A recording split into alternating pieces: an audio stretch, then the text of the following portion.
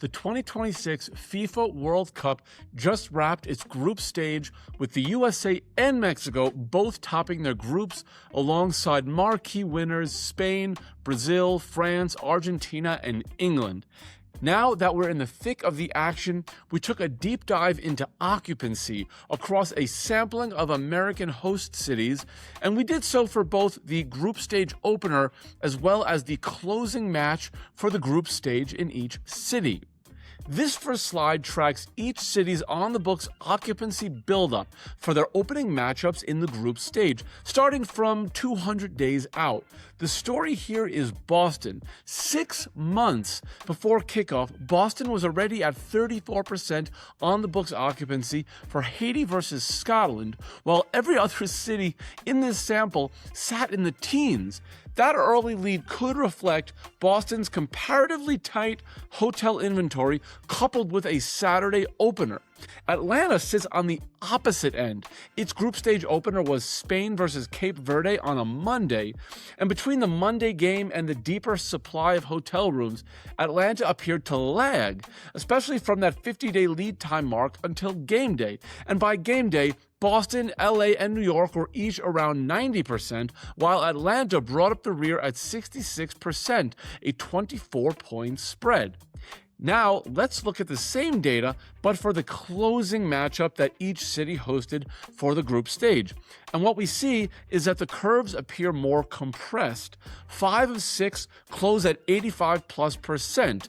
And looking at that 6-month lead time mark, Boston, which led by about 17 occupancy points ahead of time for the opening game, now appears to be leading by just 7 points for the closer.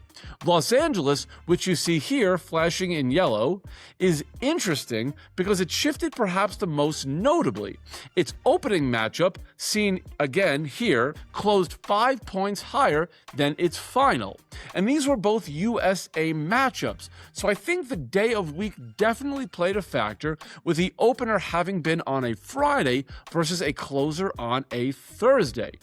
And here's where it gets surprising. For the biggest sporting event on the planet, you'd expect every host city to run higher occupancy than the same day a year earlier. The data, however, shows otherwise. Seattle occupancy for the opening game of the group stage dropped 17 percentage points. And here's what I think happened.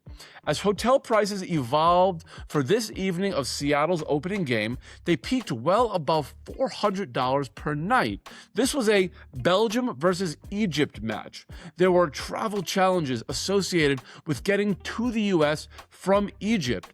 Overall, a costly, difficult trip coupled with expensive tickets, and then layer in dramatically elevated hotel costs. And we had a situation where Seattle hoteliers were well overpriced for the demand that was coming. And ultimately, they were never quite able to recover from an occupancy perspective. Atlanta had a similar situation with their final group stage matchup, down 20 percentage points in occupancy from prior year. This was a matchup of DPR Congo versus Uzbekistan. Again, pricing peaked above $300 a night. DPR Congo is a nation that's not going to travel well, and for Uzbekistan, it is a very daunting travel itinerary to get to Atlanta, one of the toughest travel legs to get to the game itself. And as a result, same deal as Seattle, Atlanta hoteliers were well overpriced for the demand that was coming. I think one of the key takeaways, at least in the case of these Seattle and Atlanta matchups, is that hoteliers were priced for the best case scenario, and this resulted in diminished occupancy in a lot of cases.